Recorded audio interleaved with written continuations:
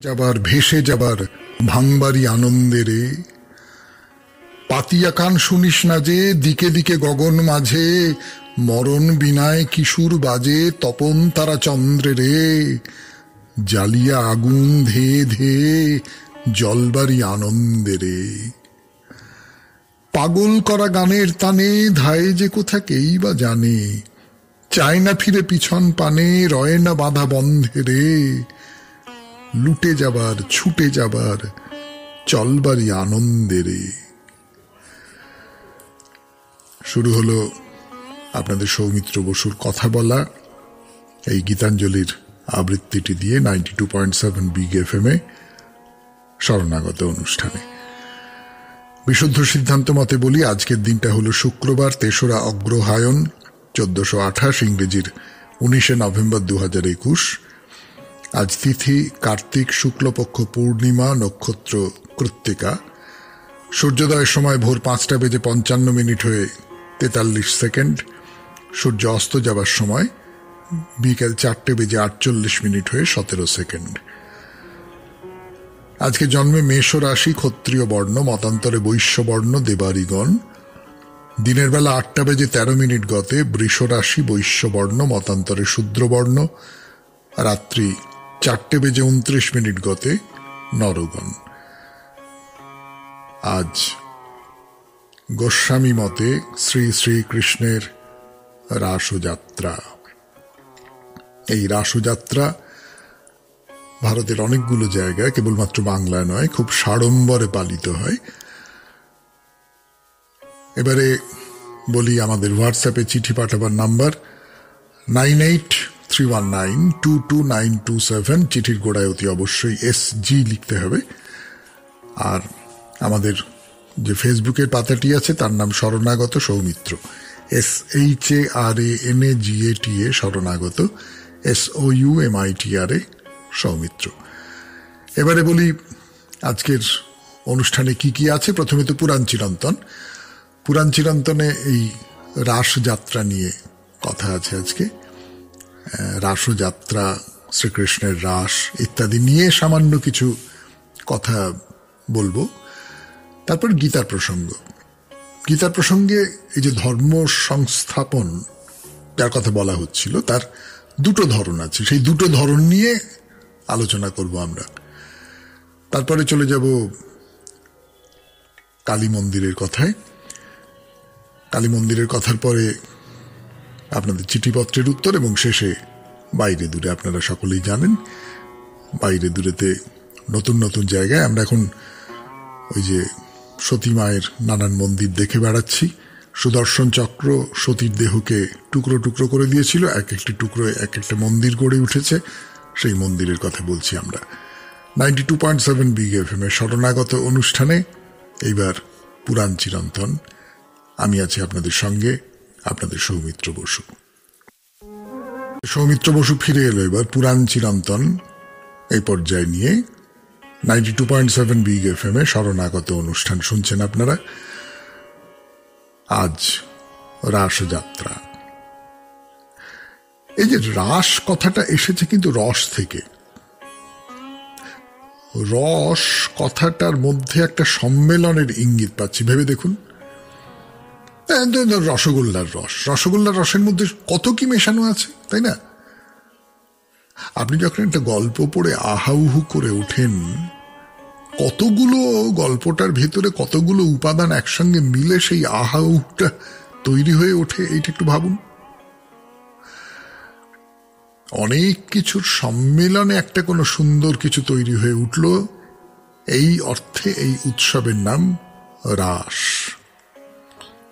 কি তৈরি হয়ে উঠল? আনন্দ, হ্লাদ, যার থেকে আহ্লাদ কথাটা এসছে, ইত্যাদি। না, কিন্তু রাস ব্যাপারটা কি? রাস কাকে বলে ঠিক ঠিক করে?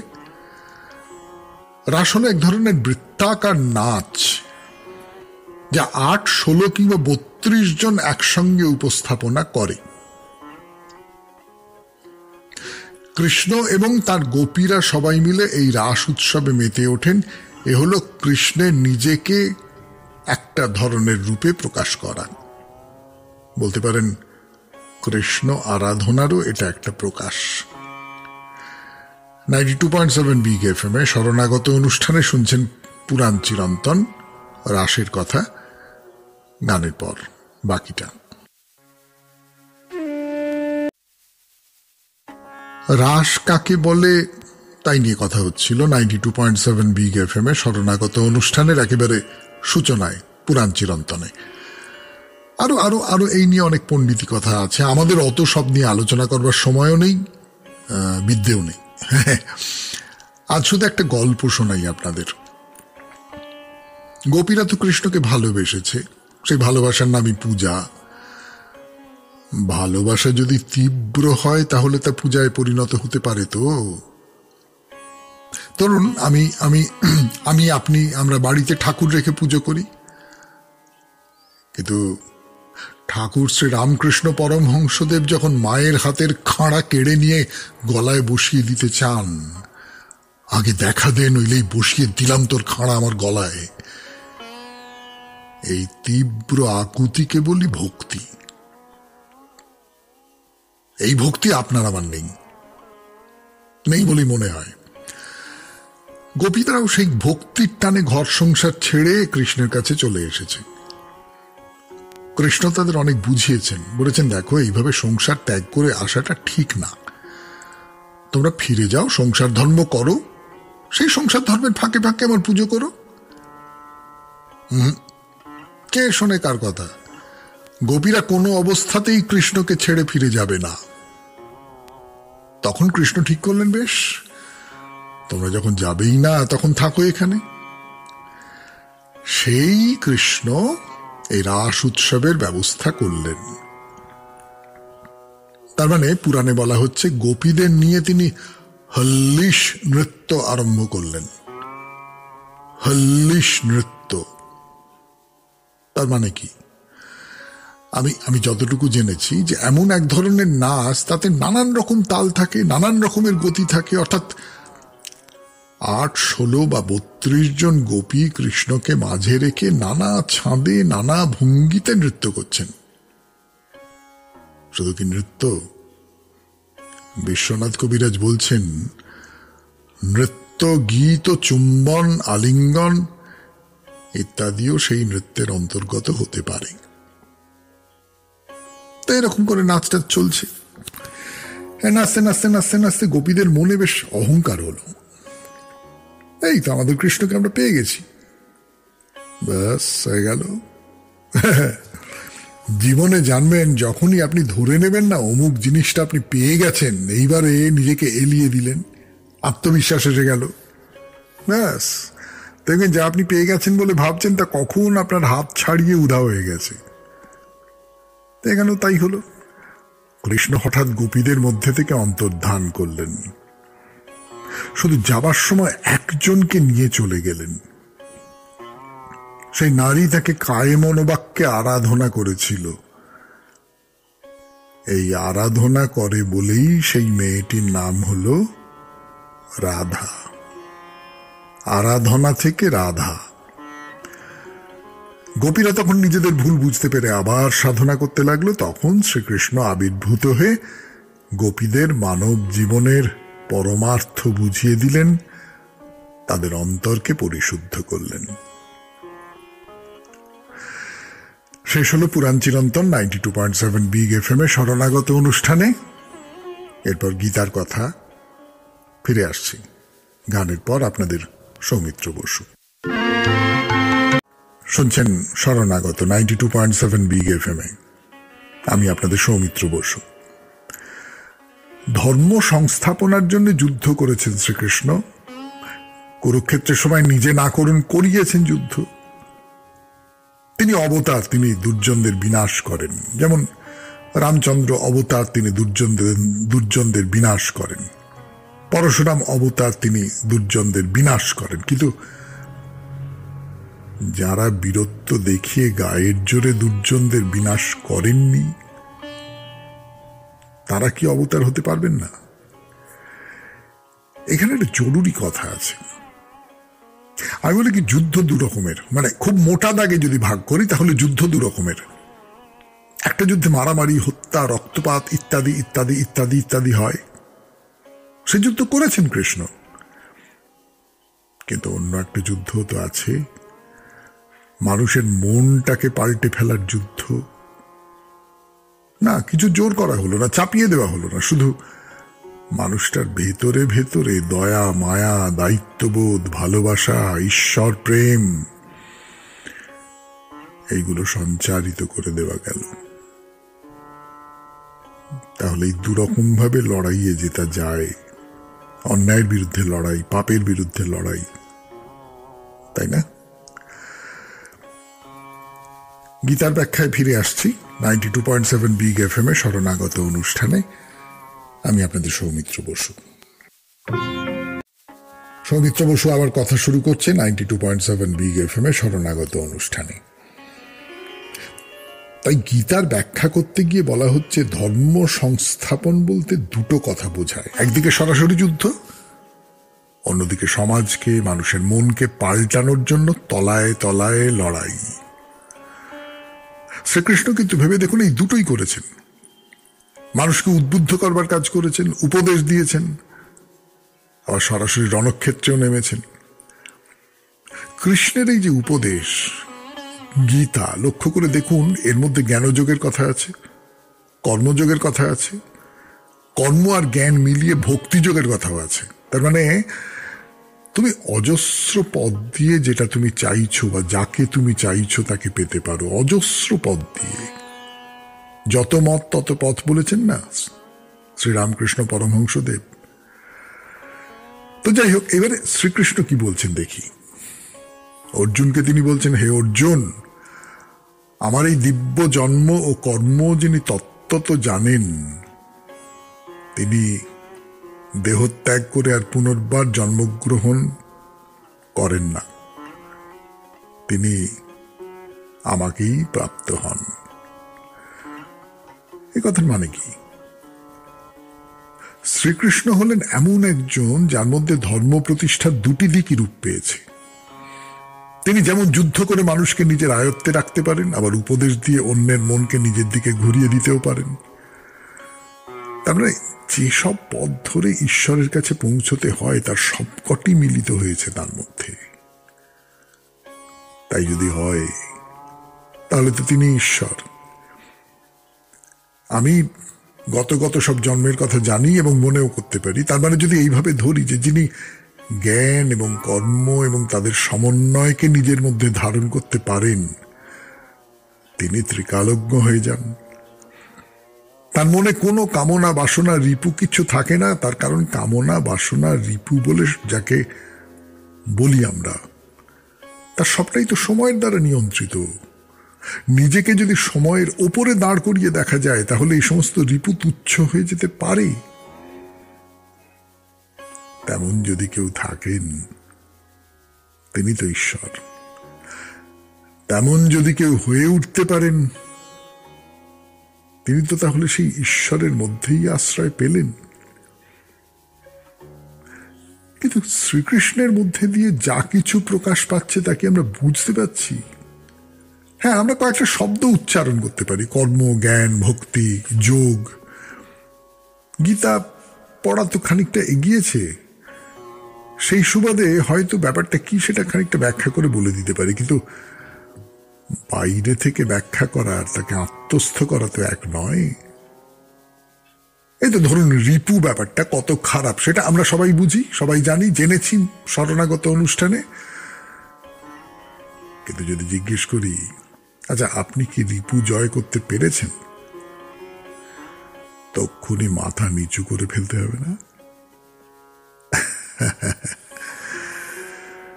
শেষ হলো গীতার কথা। এরপর কালী মন্দিরের প্রসঙ্গ 92.7 বিগ এফএম এ শরণাগত অনুষ্ঠানে গানের পর ফিরে এলাম 92.7 বিগ এফএম এ শরণাগত অনুষ্ঠানে। এবারে কালী মন্দিরের কথা, পুঁটে কালীর মন্দির।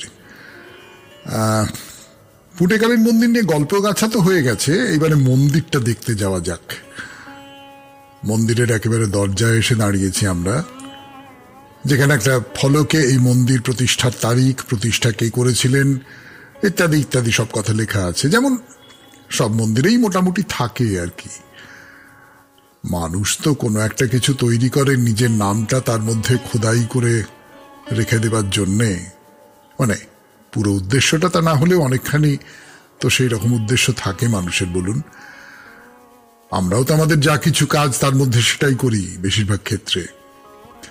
হ্যাঁ, যাকে সে যাই হোক, মন্দিরের কথায় আসি। না, আপনি যদি মনে করেন খুব একটা জাঁকালো মন্দিরে আপনাকে নিয়ে যাচ্ছি, তাহলে কিন্তু ভুল ভাববেন। বড় বাজারের ভিড় ভাট্টা হট্টগোলের মধ্যে সাদা রঙের একটা ছোট্ট মন্দির, মানে সামনেটা সাদা, বাকিটা হলুদ। সেই মন্দির সম্পর্কে দুটো চারটে কথাই বলতে পারবো হয়তো 92.7 বি, কিন্তু বাকিটা বলবো গানের পর।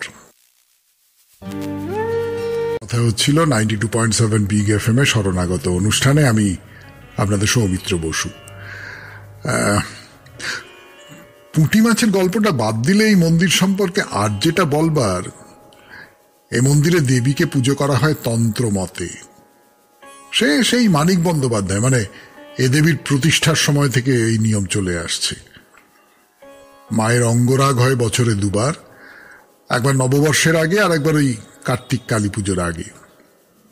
কালী পুজোর দিন দুরকম ভাবেই পুজো হয়।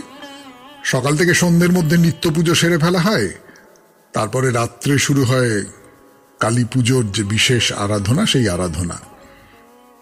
সেদিনটা মায়ের একেবারে অন্যরকম রূপ। লাল পাড় গরদের শাড়ি পরানো হয় মাকে, মাথায় সোনার মুকুট, সোনার হার, মুন্ডমালা, হাতে মুন্ড, খড়গ। ওদিকে শিব ঠাকুরকেও মুকুট পরানো হয়। মায়ের ভোগে 5 রকমের মাছ দেওয়া হয়। পুজোর পরে আমিষ নিরামিষ সব রকম প্রসাদ ওই যারা ভক্তজন হাত পাতেন তাদের সবাইকার হাতে তুলে দেওয়া হয়। পরদিন হয় অন্নকূট উৎসব, কুমারী পুজো। হাতের কাছেই তো, একদিন গিয়ে দেখে আসবেন নাকি? পুটেকালী মন্দিরের কথা শেষ হলো, এইবার আপনাদের একটা পুরনো দিনের কথা বলি। অনেকদিন আগে, অনেকদিন, আমি তখন নতুন এই শরণাগতে। কালী পুজোর আগের দিন কি তার আগের দিন ঠিক মনে নেই, এই যে বিগ এফএম এর কর্তা ব্যক্তি, তিনি একদিন ফোন করে বললেন যে সৌমিত্রদা, তোমাকে একবার হালি শহর যেতে হবে, তোমার সঙ্গে আমি থাকবো, সুমন্ত্র থাকবে। আমি তো ব্যবস্থাপনায়, তুমি আর সুমন্ত্র দুজনে মিলে হালি শহরে রামপ্রসাদ সেনের ভিটেতে যাবে, তার মন্দির দেখবে, তিনি যেখানে গঙ্গার জলে বিলীন হয়ে গিয়েছিলেন সেই গঙ্গা দেখবে, আর আমাদের শ্রোতাদের দেখাবে, মানে মুখে মুখে বলে বলে দেখাবে। তো সকালবেলা অমুক সময় দপ্তরে চলে এসো, ওখান থেকে গাড়ি তুলে নিয়ে যাবে তোমাদের। খুব ভালো কথা, দারুণ। না দারুণ মানে ভয় ভয় করছিল। তখনও পর্যন্ত আপনাদের সঙ্গে আমার তেমন ভাব জমেনি, তো আমি তখনও পর্যন্ত খুব যে দূরস্থ হয়ে ওঠা বলতে যেটা বোঝায়, সেরকমটা হতে দেরি আছে। তবে সুমন্ত্র তো আছে, আমার আর চিন্তা কি। যা করবার গুরু করবেন, ডোবালে ডোবাবেন, ভাসালে ভাসাবেন। তা তিনি ভাসালেন বটে। সারাটা রাস্তা আমাকে একেবারে পাখি পড়া করে শেখাতে শেখাতে এলেন। সে যাই হোক, গাড়ি তো এসে পড়লো গঙ্গার ধারে। এখানেই একটা জায়গায় গাড়ি থাকবে, আমরা ঢুকে যাব গলির মধ্যে দিয়ে ভেতরে। কিন্তু সেখানে পরে যাব, সামনে তো আদিগন্ত গঙ্গা। ঘাটে যাওয়ার রাস্তার মুখে সাধক রামপ্রসাদের মূর্তি খোদাই করা সাইনবোর্ড, মাথায় মা কালীর মূর্তি নিয়ে জলের উপর দাঁড়িয়ে আছেন। গেলাম গঙ্গার ধারে, সিঁড়ি দিয়ে নেমে গঙ্গার জলের উপরে দাঁড়ালাম। পায়ে ছলাৎ ছলাৎ করে আদর করছে গঙ্গার জল। রামপ্রসাদ সেনের তো ইচ্ছা মৃত্যু হয়েছিল। তিনি শেষবারের মতো ভিটে ছাড়লেন, বেরিয়ে এলেন বাইরে। গঙ্গার ঘাটে জনসমুদ্র উথলে উঠছে যেন। সবাই এসেছে রামপ্রসাদ সেনের নির্বাপন দেখতে। মায়ের মূর্তি গঙ্গা তীরে স্থাপন করে নেমে গেলেন গঙ্গার জলে। চোখের সামনে যেন ঘটতে দেখছি ঘটনাটা। এই ঘটনাটা বলবো আপনাদের, এই অভিজ্ঞতার কথা বলবো, রামপ্রসাদের ভিটে দেখার অভিজ্ঞতা। কিন্তু আজকে তো আর সময় হবে না, এখন আপনাদের চিঠিপত্রের উত্তর পড়বার সময়। তারপর পরের দিন নিশ্চয়ই, কেমন 92.7 বিগ এফএম এ শরণাগত অনুষ্ঠানে এইবার তাহলে আপনাদের চিঠিপত্রের উত্তর গানের পর। চিঠিপত্রের উত্তর শুরু করছি 92.7 বিগ এফএম এ শরণাগত অনুষ্ঠানে। প্রভু তোমা লাগি আঁখি জাগে তব দেখা নাহি পাই। আজ এই বিষয়ে আর আপনার বারাণসী ভ্রমণ আচমকা অনেক বছর আগের একটি দিনের কথা মনে পড়িয়ে দিল। আমি এক বান্ধবী মিতার সাথে 3 রাত্রি বারাণসী বাস করব ভেবে এক ছোট্ট হোটেলে উঠলাম। 2 দিন সকাল সন্ধ্যা গঙ্গা দর্শন করে কাটলো। তৃতীয় দিন সকালের দিকে একা হাঁটতে হাঁটতে গঙ্গার ঘাটে এসে বসি, বৃষ্টি জলের দিকে। হঠাৎ দেখি একটা বাচ্চা ছেলে নৌকো নিয়ে সওয়ারি জোগাড় করছে, কিন্তু বাচ্চা বলে কেউ পাত্তা দিচ্ছে না। আমার দিকে তাকিয়ে বলল, মাই যাবে? আমি বললাম, আমি একা নই, আমার বন্ধু আসলে যাব। পরদিন ওই বাচ্চাটির নৌকোয় সকালে বেরিয়ে পড়লাম। আমাদের নজর খুঁজে বেড়াচ্ছে নানান ঘাটের নানান কাহিনী। সবশেষে বাচ্চাটি আমাদের এক অচেনা ঘাটে এসে নামালো। খুব উঁচু উঁচু সিঁড়ি বেয়ে উঠতে লাগলাম। অবশেষে এক শিব মন্দিরে এসে পৌঁছলাম। ভেতরে তেমন কেউ নেই। এক সন্ন্যাসী সেই বিশাল শিবলিঙ্গের মাথায় জল ঢালছেন।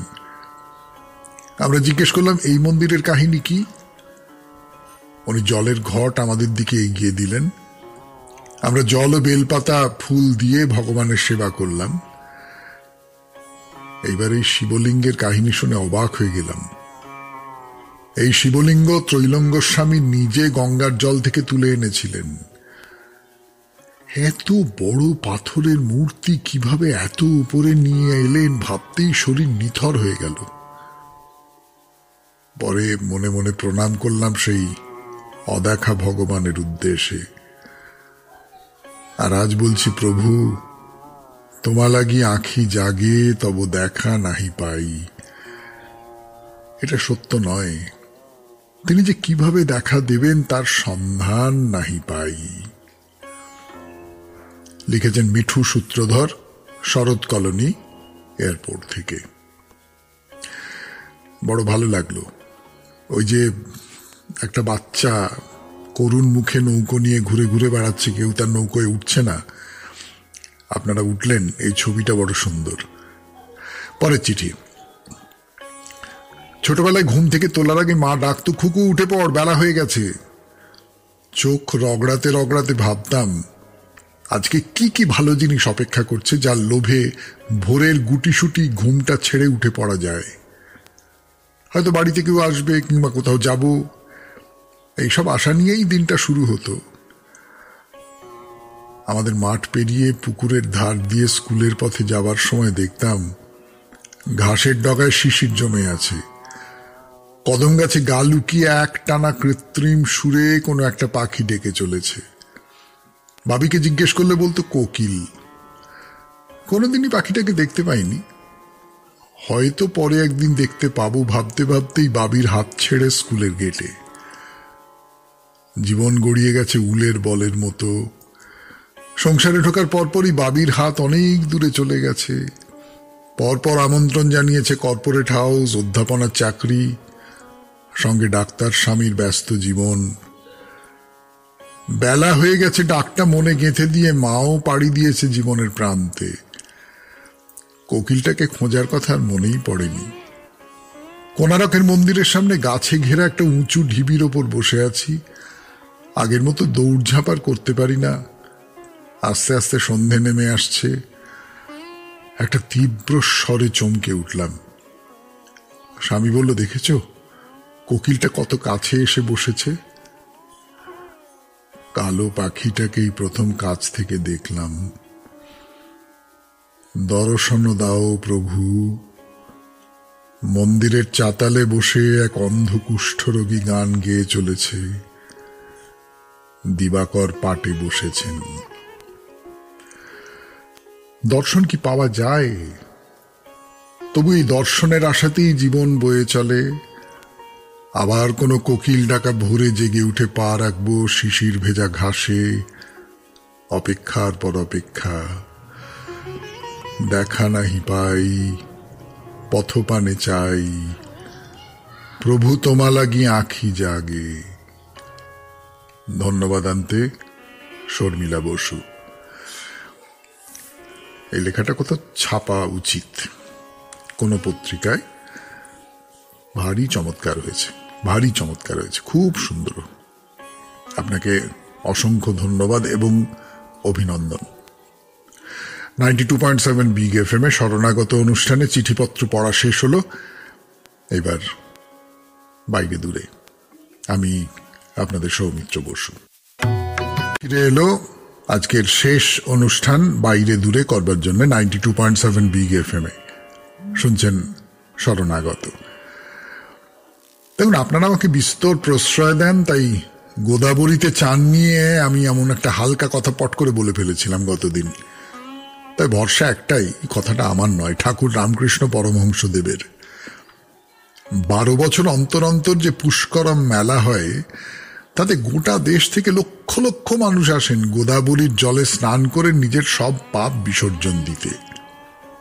তো রামকৃষ্ণদেব বলেছিলেন না, এই গোদাবরীতে চান বিষয় নয়, কিন্তু বলেছিলেন যে পুকুরে চান করবার সময় পাপগুলো সব পুকুর পাড়ে গাছে পা ঝুলিয়ে বসে থাকে। চান করে ফেরার সময় তারা আবার ঝুপঝুপ করে ঘাড়ে চড়ে বসে।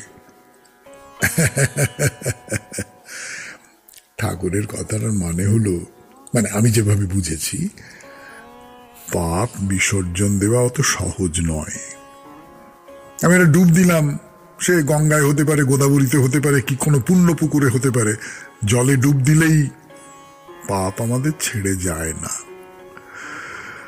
ফিরে আসছি এই নিয়ে কথা বলতে 92.7 বিগ এফএম এ শরণাগত অনুষ্ঠানে। আমি আপনাদের সৌমিত্র বসু। পাপকে ধুলে পাপ যায় না। 92.7 বিগ এফএম এ শরণাগত অনুষ্ঠান শুনছেন। আমি আপনাদের সৌমিত্র বসু। কয়লাকে ধুলে কি তার ময়লা যায়? পাপকে ধোয়া না, পোড়াতে হয়, পোড়াতে, অনুতাপের আগুনে। দেখে এসব কথা অন্য কোনো অবকাশে বলা যাবে। আপাতত আর একটা জরুরি কথা বলিনি। যদি মনে করে থাকেন গোদাবরী তীরে ওই সতীপীঠে যাবেন, তাহলে কথাগুলো কাজে লাগবে। এই মন্দির খোলে সকাল 6টার সময়, বন্ধ হয় সন্ধ্যে 7টা। তাহলে চলুন এবার যাওয়া যাক সতীপীঠে। আমি জানি, মানে বেশ কল্পনা করতে পারি, মন্দিরের সামনে এসে আপনি চমকে উঠবেন। এই মন্দির তো অন্ধ্রপ্রদেশে, তার মানে দক্ষিণ ভারতীয় স্থাপত্য রীতিতে তৈরি। তো প্রথমেই তো গোপুরম, বিশাল উঁচু গোপুরম, নানা অসাধারণ কারুকাজে ভরা। আসুন ভেতরে, আসুন। ভেতরে একটা বেশ বড় চত্বর, তার মধ্যে নাট মন্দির, বড় নাট মন্দির। মানে বলছি আপনাদের যে 32টা থাম ঘিরে আছে তাকে, 32টা থাম। শুধু সেই থামগুলোর সামনে দাঁড়িয়ে যদি খুঁটিয়ে খুঁটিয়ে দেখেন, আপনার দিন কাবার হয়ে যাবে। হ্যাঁ, মানে থাম বলতে আমাদের চোখের সামনে একটা ছবি ভেসে ওঠে, তো মোটেই সেরকম নয়। সেই থামে নানান রকম মূর্তি খোদাই করা আছে। সেসব মূর্তি দেখতেই বড় চমৎকার। নাট মন্দিরের ঠিক পেছন থেকে উঠে গেছে একটা হলদে রঙের মন্দির, তারও পেছনে সাদা রঙের বিশাল মন্দির। ওই দক্ষিণ ভারতীয় ধাঁচায় মোটা থেকে সরু হয়ে ওপরের দিকে উঠে গেছে। এপাশে ওপাশে আরো সব নানান রকম এটা ওটা নির্মাণ আছে। খুব পরিষ্কার পরিচ্ছন্ন, খুব শান্ত, চমৎকার পরিবেশ। চলুন ভেতরে যাওয়া যাক। প্রথমেই দেখি সতী মায়ের মূর্তি। আমরা তো নানা সতী মায়ের মূর্তি দেখলাম। এই দেবীর গায়ের রং কুচকুচে কালো, কপালে পুরু করে চন্দনের প্রলেপ, সারা গায়ে প্রচুর অলংকার, মাথায় মুকুট। দেবী বসে আছেন রূপোর সিংহাসনে, চারপাশে নানা রঙের অজস্র ফুলের সমাহার। আরো মূর্তি আছে ভেতরে, দেবী মূর্তি। দর্শন শেষ করে বেরিয়ে এলেন বাইরে। বাইরে বিপুল বক্ষ প্রসারিত করে বয়ে চলেছে গোদাবরী। দুপাশে বড় বড় বাড়ি, যেমন শহরে নগরে থাকে, কিন্তু তার মাঝে মাঝেই উঁকি দিচ্ছে কোনো না কোনো মন্দির বা দেবস্থান। হ্যাঁ, শেষ হলো গোদাবরী তীরের শক্তিপীঠের কথা। এবারে চলুন তাহলে আর একটা সতীপীঠের দিকে যাওয়া যাক।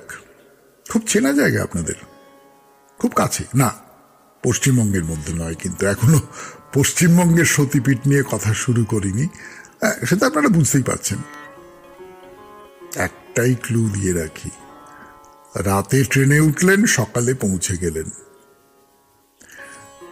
কোন সে বিখ্যাত তীর্থস্থান বলুন তো? আমাদের হোয়াটসঅ্যাপে চিঠি পাঠাবার নাম্বার 9831922927। চিঠির গোড়ায় অতি অবশ্যই SG লিখতে হবে। আর আমাদের যে ফেসবুকটি আছে তার নাম শরণাগত সৌমিত্র, SHARANAGATA শরণাগত, SOUMITRA সৌমিত্র। তাহলে বিদায়, আবার কাল ভোরবেলা 92.7 বিগ FM শরণাগত অনুষ্ঠানে। খুব ভালো থাকবেন, ভালো রাখবেন, সুন্দর